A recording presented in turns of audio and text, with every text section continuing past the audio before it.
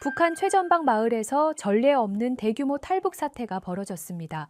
무려 10명이 넘는 주민들이 굶주림과 고문, 잔혹한 공개 처형에 시달리다 못해 목숨을 걸고 DMZ 철조망과 지뢰밭을 뚫고 남한으로 질주했다고 하는데요. 북한군의 무자비한 총격과 처절한 추격전을 뚫고 자유를 찾아온 그들이 국정원 조사실에서 털어놓은 충격적인 북한의 실상은 듣는 조사관들마저 온몸을 떨게 만들었습니다.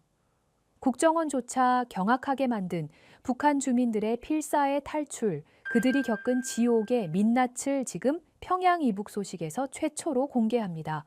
저는 12살 때 처음으로 사람이 죽는 걸 봤습니다. 북한 최전방 마을에서 태어나 지옥 같은 삶을 살았죠.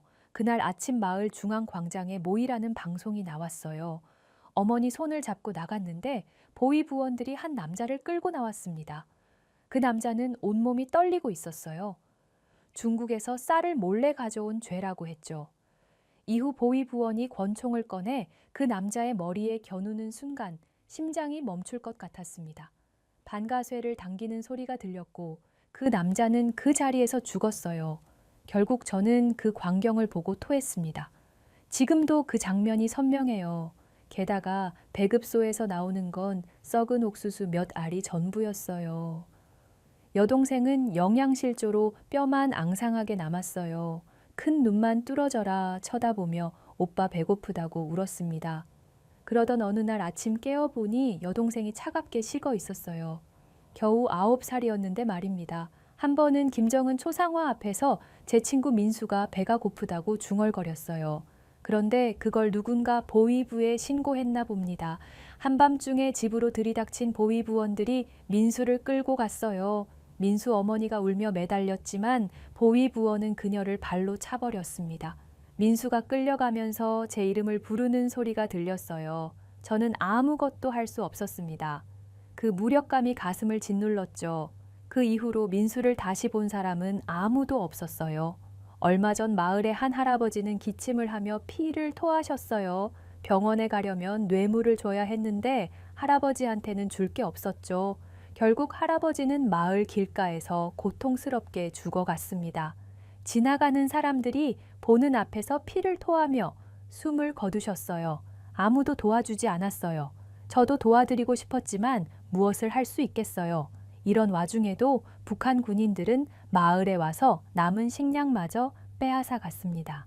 저희 아버지가 가족이 굶어 죽는다며 항의하셨어요. 그러자 군인이 총대로 아버지의 머리를 내려쳤습니다. 아버지는 피를 흘리며 쓰러졌어요.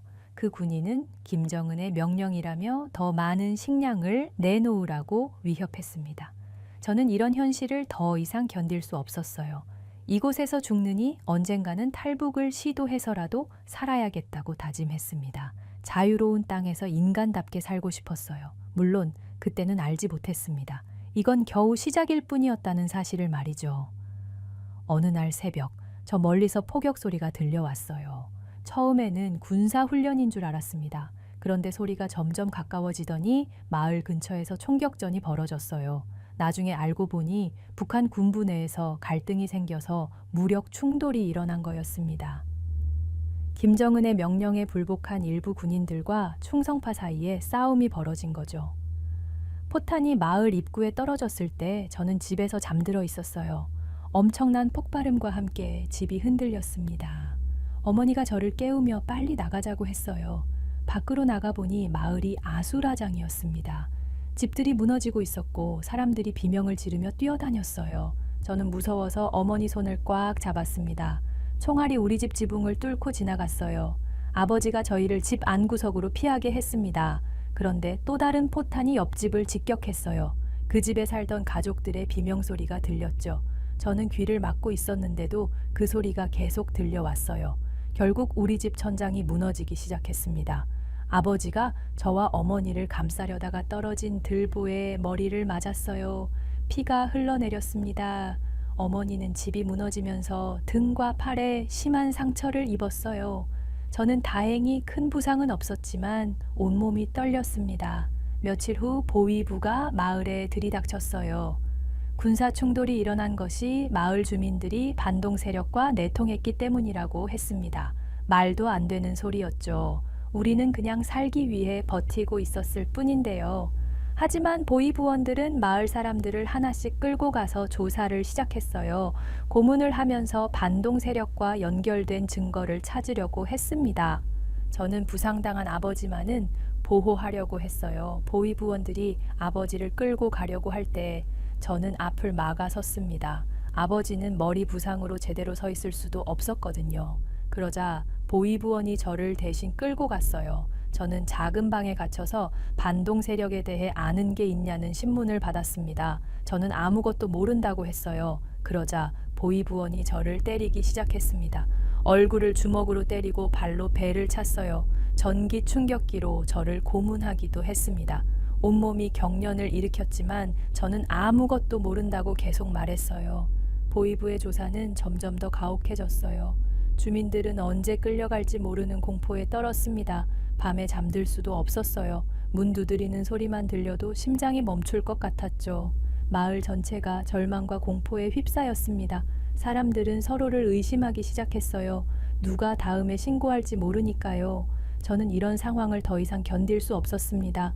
가족이 다치고 친구에게 배신당하고 마을 사람들이 하나둘 죽어가는 모습을 보면서 확실히 깨달았어요. 이곳에서는 절대 살아남을 수 없다는 걸요. 지금 당장 탈북을 하는 것만이 유일한 해답이었습니다. 그렇게 저는 마을에서 신뢰할 만한 사람들을 찾기 시작했어요. 보위부의 감시가 심해서 아무나 믿을 수 없었습니다. 철수의 배신 때문에 더욱 조심스러웠죠. 저는 먼저 우리 이웃집 영희 아주머니에게 조심스럽게 접근했어요. 영희 아주머니는 남편을 보위부에 잃은 분이었습니다.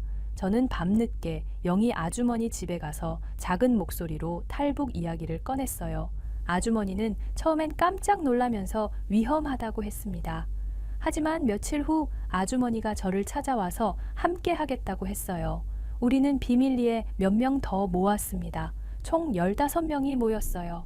모두 가족을 잃거나 보위부에 고통받은 사람들이었습니다. 우리는 밤에 몰래 만나서 계획을 세웠어요. 그런데 어느 날 밤 우리가 만나고 있을 때 보위부원이 갑자기 나타났습니다. 저는 심장이 멈출 것 같았어요. 다행히 우리는 그냥 마을 일을 상의하는 것처럼 속였습니다. 보위부원은 의심스럽다는 표정을 지었지만 그냥 갔어요. 그날 밤 저는 한잠도 못 잤습니다. 며칠 후 끔찍한 일이 벌어졌어요. 우리와 함께 탈북을 계획했던 김씨 아저씨가 붙잡혔습니다. 누군가 신고를 한 거였어요. 김씨 아저씨는 광장에서 공개 처형을 당했습니다. 보위부원들이 김씨 아저씨를 무릎 꿇게 하고 총을 쐈어요. 저는 그 장면을 보면서 온몸이 떨렸습니다. 김씨 아저씨의 가족들도 모두 끌려갔습니다. 김씨 아저씨의 아들은 겨우 10살이었는데도 수용소로 보내졌어요. 보위부는 김씨 아저씨를 고문하면서 다른 공범자들의 이름을 알아냈나 봅니다. 저희 가족도 의심을 받기 시작했어요. 보위부원들이 우리 집에 와서 아버지와 어머니를 끌고 갔습니다. 저는 부모님이 끌려가는 모습을 보면서 절망했어요. 보위부원들이 부모님을 고문하면서 제가 탈북을 계획하고 있다는 자백을 받아내려고 했습니다. 아버지는 머리 부상이 아직 낫지 않았는데도 심한 고문을 당했어요. 어머니는 전기 충격을 받으면서도 아무것도 모른다고 했습니다. 그런데 더 큰 위기가 찾아왔어요. 탈북 계획에 참여했던 정씨 아저씨가 지뢰를 밟았습니다. 정씨 아저씨는 식량을 구하러 산에 갔다가 지뢰밭에 들어간 거였어요. 폭발 소리가 마을까지 들렸습니다. 사람들이 달려가 봤을 때 정씨 아저씨는 이미 죽어 있었어요. 다리와 배가 찢어져서 참혹한 모습이었습니다. 저는 그 모습을 보고 토했어요. 며칠 후 보위부원들이 저를 직접 찾아왔어요. 저는 끌려가면서 이제 끝났다고 생각했습니다. 보위부에서 저를 신문하면서 탈북 계획에 대해 물었어요. 저는 아무것도 모른다고 했지만 보위부원들은 저를 믿지 않았습니다. 저를 의자에 묶어놓고 전기 충격을 가했어요. 온몸이 경련을 일으켰지만 저는 입을 열지 않았습니다.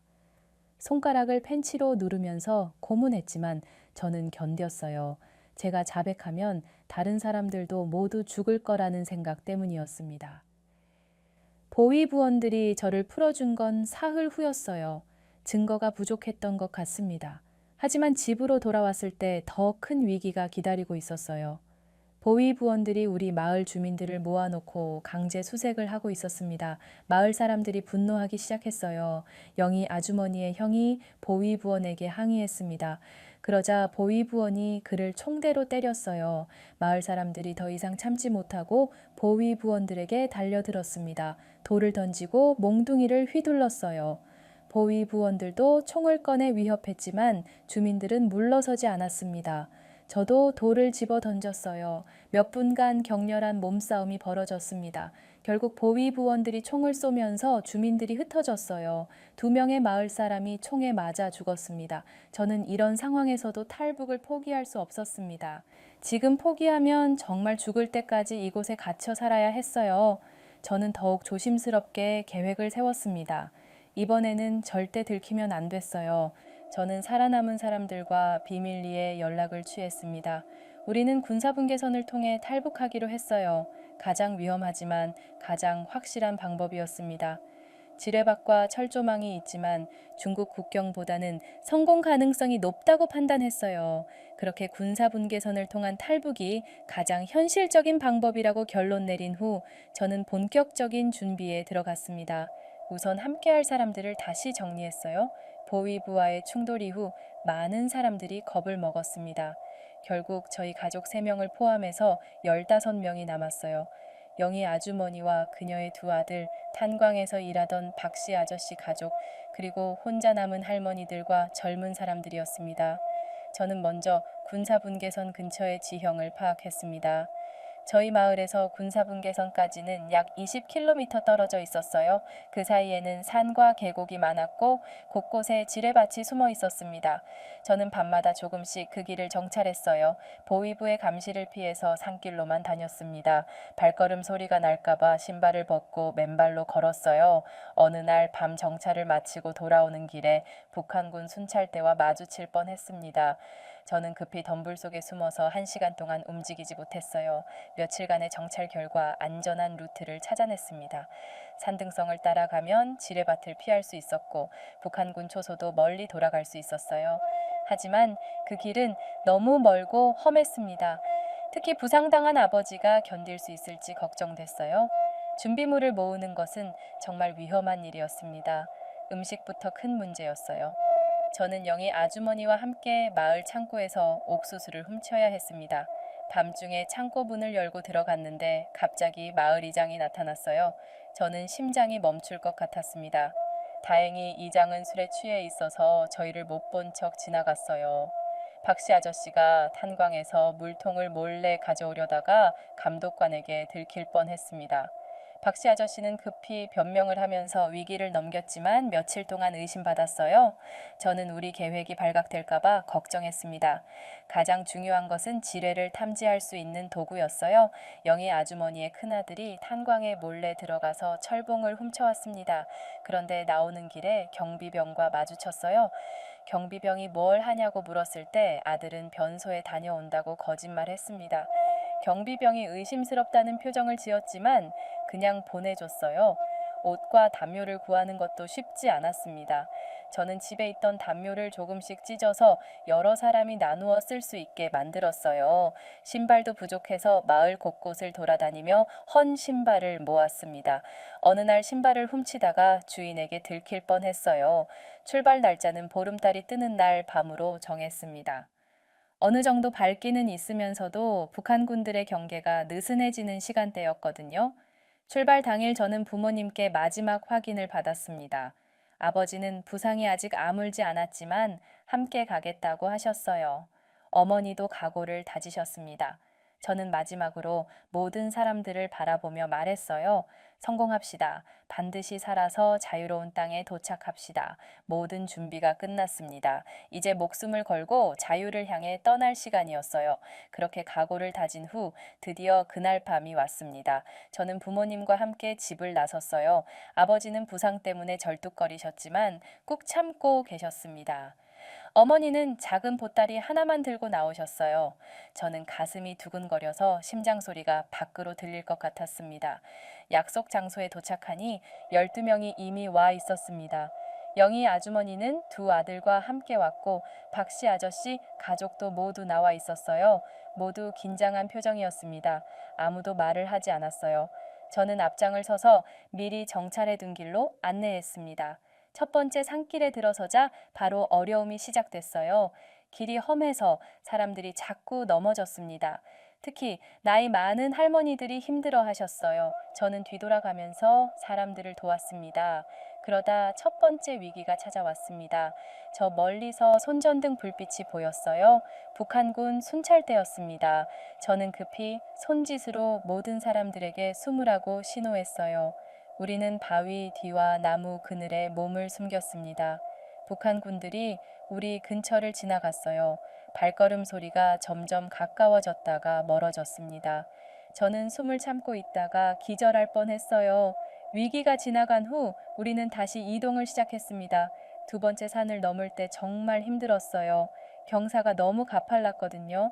영희 아주머니가 중간에 쓰러졌습니다. 숨을 헐떡이면서 더 이상 갈 수 없다고 했어요. 저는 아주머니를 부축해서 억지로 일으켰습니다.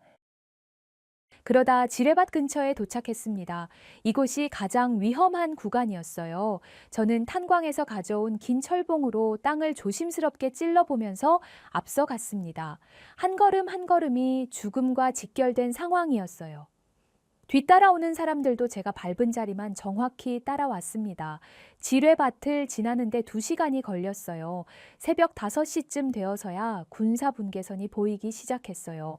저 멀리 철조망이 보였습니다. 그런데 그때 갑자기 열상감 시장비에 우리가 포착된 것 같았어요. 남 한쪽에서 불빛이 번쩍였습니다. 저는 이제 정말 마지막 순간이라고 생각했어요. 우리는 마지막 힘을 다해서 철조망을 향해 뛰었습니다. 아버지도 다친 다리를 이끌고 뛰셨어요.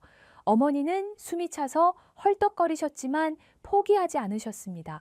드디어 철조망에 도착했어요. 저는 미리 준비해온 철사 절단기로 철조망을 끊었습니다. 마침내 군사분계선을 넘었습니다. 그 순간 저는 온몸에 전율이 흘렀어요. 정말로 자유로운 땅에 발을 디딘 거였습니다. 저는 하늘을 올려다보며 마음속으로 외쳤어요. 이제 우리는 자유입니다. 그렇게 자유로운 땅에 발을 디딘 지 몇 분 후 저 멀리서 군용차 소리가 들려왔습니다. 저희는 귀순자들이라며 울며 소리를 질렀죠. 그러자 대한민국 군인들이 우리에게 다가왔어요. 저는 처음에 무서웠습니다. 북한에서는 군인이라고 하면 무조건 두려운 존재였거든요. 하지만 남한 군인들의 표정은 달랐어요. 적대적이지 않았습니다. 오히려 걱정스러운 눈빛이었어요. 한 군인이 저희에게 다가와서 다친 사람이 있는지 물어봤습니다. 저는 그때 처음으로 안전하다는 느낌을 받았어요. 군인들이 저희를 군용차에 태워줬습니다. 차 안은 따뜻했어요. 북한에서는 상상할 수 없는 온기였습니다. 어머니는 계속 눈물을 흘리셨어요. 기쁨의 눈물이었습니다. 아버지는 말없이 창밖을 바라보셨는데 눈가가 촉촉해져 있었어요. 저는 정말로 살았다는 실감이 났습니다. 첫 번째로 도착한 곳은 군부대였어요. 거기서 간단한 치료를 받았습니다. 의무병이 아버지의 다친 다리를 살펴봤어요. 북한에서는 약도 제대로 구할 수 없었는데 여기서는 친절하게 치료해줬습니다. 저희도 상처난 발과 손을 소독받았어요. 처음 받아보는 제대로 된 치료였습니다. 그 다음 날 국정원 사람들이 왔어요. 저희를 별도의 장소로 데려가서 조사를 시작했습니다. 어떻게 탈북했는지, 북한에서 무슨 일을 했는지, 왜 탈북을 결심했는지 자세히 물어봤어요. 저는 솔직하게 모든 걸 말했습니다. 보위부의 탄압, 극심한 굶주림, 공개 처형 장면들을 하나하나 설명했어요. 조사관들은 저희 이야기를 믿어줬습니다. 며칠 후 저희는 하나원에 입소했습니다. 하나원에 들어서는 순간 저는 깜짝 놀랐어요. 건물이 너무 깨끗하고 현대적이었습니다. 북한의 건물들과는 차원이 달랐어요. 복대는 형광등이 환하게 켜져 있었고 바닥은 반질반질했습니다. 저는 이게 정말 현실인지 의심스러웠어요. 하나원 직원들이 저희를 친절하게 맞이해 줬습니다. 방을 배정받고 들어갔는데 침대에 깨끗한 이불이 깔려 있었어요. 화장실에는 따뜻한 물이 나왔습니다. 저는 북한에서 평생 차가운 물만 써왔는데 따뜻한 물을 보고 감동했어요. 샤워를 하면서 눈물이 났습니다. 첫 식사 시간이 가장 충격적이었습니다. 식당에 들어가니 음식이 가득했어요. 밥, 국, 반찬이 여러 가지 나왔습니다. 북한에서는 하루에 옥수수 몇 알이 전부였는데 여기서는 배불리 먹을 수 있었어요. 저는 처음에 조금씩만 먹었습니다. 너무 많이 먹으면 배탈이 날까봐 무서웠거든요. 어머니는 음식을 보고 계속 울었어요. 이런 음식을 먹을 수 있는 날이 올 줄 몰랐다고 하셨습니다. 하나원에서 남한 사회에 대해 배우기 시작했어요. 민주주의가 무엇인지, 자유가 무엇인지 처음 알게 됐습니다. 북한에서는 김정은만 믿고 살라고 했는데 여기서는 자신의 생각을 자유롭게 말할 수 있다고 했어요. 저는 처음에 믿기지 않았습니다. 정말로 정부를 비판해도 잡아가지 않는다는 게 신기했어요. 기술 교육도 받았습니다. 컴퓨터를 처음 봤어요. 북한에서는 상상도 못할 기계였습니다. 마우스를 클릭하니까 화면이 바뀌는 게 마법 같았어요. 인터넷이라는 것도 배웠습니다. 세계 어디든 연결할 수 있다니 놀라웠어요. 가장 감동적이었던 건 자유롭게 말할 수 있다는 것이었습니다. 북한에서는 항상 누군가 감시하고 있다는 느낌이었는데 여기서는 정말 자유로웠어요. 밤에 잠들 때도 편안했습니다. 보이부가 들이닥칠 걱정이 없었거든요. 그런 꿈 같은 하나원 생활이 계속되면서 저는 점점 더 많은 것들을 배워갔습니다. 남한 사회 현실 교육 시간이 가장 인상 깊었어요. 강사님이 남한의 경제 발전상을 보여주셨는데 정말 놀라웠습니다. 고층 빌딩들이 하늘까지 치솟아 있고 자동차들이 길을 가득 메우고 있었어요. 북한에서는 평양 일부에만 있던 모습이 남한 전역에 있다니 믿기지 않았습니다. 강사님이 보여준 통계 자료를 보고 더욱 충격받았어요. 남한 사람들의 평균 소득이 북한과는 비교할 수 없을 정도로 높았습니다. 교육을 받으면서 저는 자연스럽게 우리 탈북민들의 리더 역할을 하게 됐어요. 나이도 젊고 이해력도 빨라서 다른 분들을 도와드렸습니다. 영희 아주머니는 글을 잘 못 읽으셔서 저에게 자주 물어보셨어요. 저는 아주머니에게 천천히 설명해 드렸습니다. 박씨 아저씨는 컴퓨터 사용법을 어려워하셔서 제가 옆에서 도와드렸어요. 할머니들은 남한 말을 이해하기 어려워하셨는데 저는 북한 말로 다시 설명해 드렸습니다. 사람들이 저를 믿고 따라주는 게 신기했어요. 북한에서는 누구든 의심해야 했는데 여기서는 서로 도와가며 살 수 있었습니다. 저는 모든 사람이 남한 생활에 잘 적응할 수 있도록 최선을 다했어요. 밤늦게까지 공부하는 사람들을 격려해주고 향수병에 걸린 사람들을 위로해줬습니다. 새로운 기술을 배우는 시간도 흥미로웠어요. 휴대폰 사용법을 처음 배웠는데 정말 신기했습니다. 작은 기계로 멀리 있는 사람과 통화할 수 있다니 마법 같았어요. 인터넷으로 세계 각국의 뉴스를 볼 수 있는 것도 놀라웠습니다. 북한에서는 김정은과 관련된 소식만 들을 수 있었는데 여기서는 모든 정보를 자유롭게 접할 수 있었어요. 은행 업무도 배웠습니다. 돈을 넣으면 이자를 준다는 개념이 신기했어요.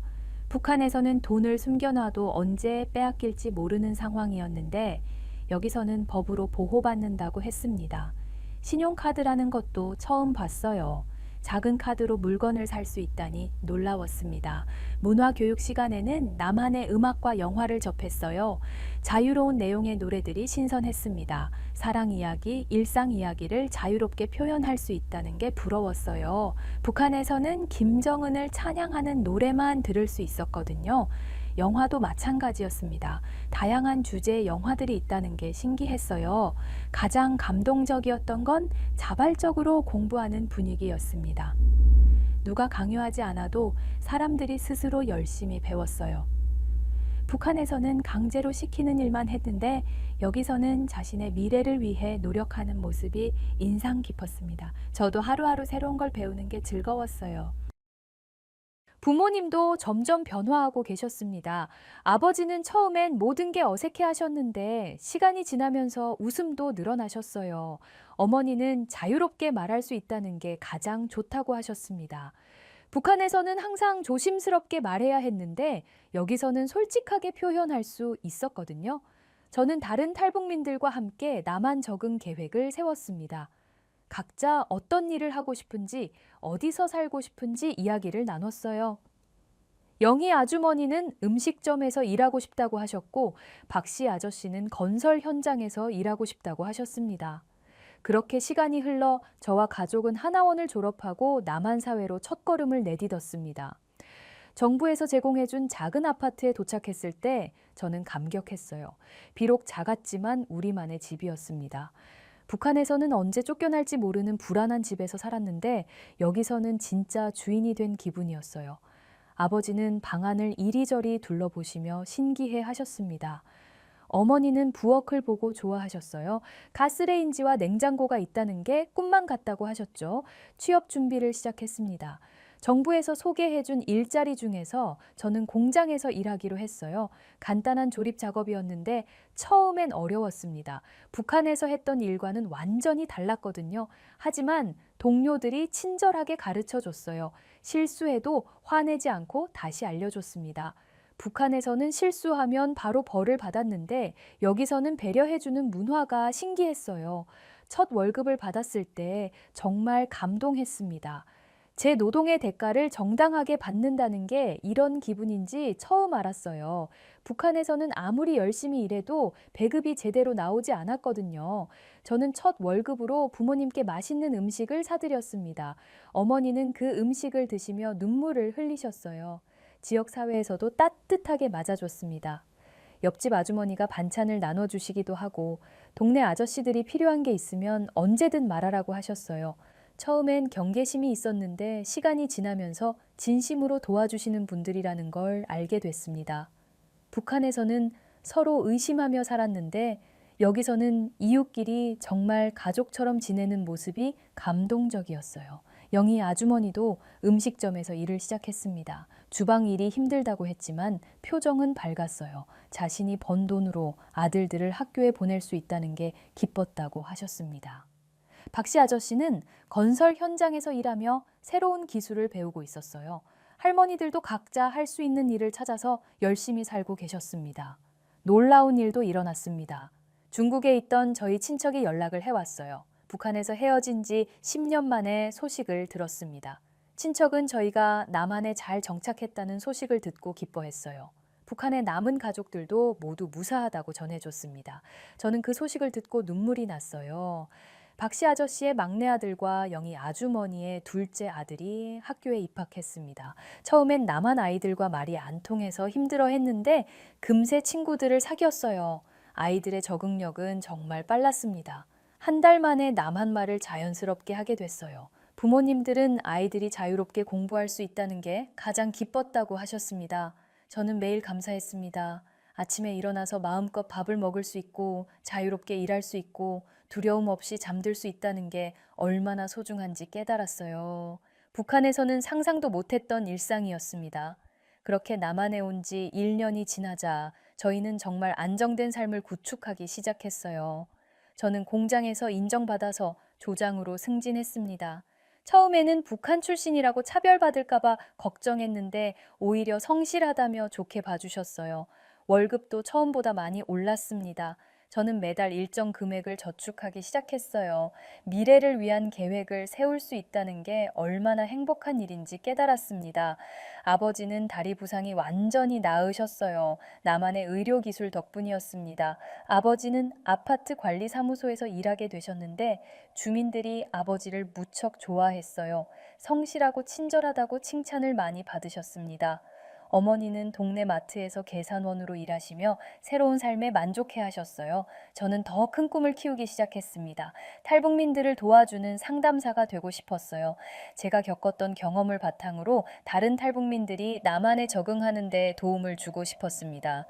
저는 야간 대학에 진학해서 사회복지학을 공부하기 시작했어요. 낮에는 일하고 밤에는 공부하는 게 힘들었지만 보람됐습니다. 첫 상담사 자격증을 취득했을 때 정말 기뻤어요. 이제 전문적으로 탈북민들을 도울 수 있게 된 거였습니다. 하나원에서 새로운 탈북민들을 상담하는 일을 시작했어요. 처음 만난 탈북민들은 제가 했던 것처럼 모든 게 낯설어 했습니다. 저는 그들에게 제 경험을 들려주며 용기를 북돋아줬어요. 남한 생활이 어렵지만 충분히 적응할 수 있다고 격려했습니다.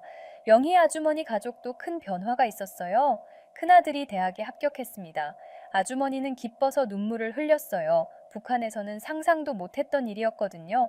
둘째 아들도 고등학교에서 모범 학생으로 뽑혔습니다. 아주머니는 자랑스러워하며 아이들이 자유롭게 공부할 수 있어서 행복하다고 했어요. 박씨 아저씨는 건설 회사에서 팀장이 됐습니다. 기술을 익혀서 전문 기능공으로 인정받은 거였어요. 아저씨는 자신의 집을 사겠다는 목표를 세우고 열심히 돈을 모으고 있었습니다. 북한에서는 개인 소유가 불가능했는데 여기서는 노력하면 내 집을 가질 수 있다는 게 신기했다고 하셨어요. 저는 북한 인권 개선 활동에도 참여하기 시작했습니다. 북한에 남아있는 사람들의 참상을 알리는 일이었어요. 제가 직접 겪었던 공개 처형 굶주림 보위부의 탄압을 증언했습니다. 처음엔 그 기억들을 떠올리는 게 고통스러웠어요. 하지만 북한의 현실을 알려야 한다는 사명감이 있었습니다. 통일을 위한 활동에도 힘썼습니다. 북한과 남한이 하나가 되는 날을 꿈꿨어요. 그래야 북한의 남은 가족들과 다시 만날 수 있을 거라고 생각했습니다. 저는 다른 탈북민들과 함께 통일 관련 세미나에 참석하고 토론회에서 발표했어요. 가장 뿌듯했던 일은 북한의 남은 사람들을 돕는 지원 사업을 시작한 것이었습니다. 중국을 통해 북한의 의약품과 식량을 보내는 일이었어요.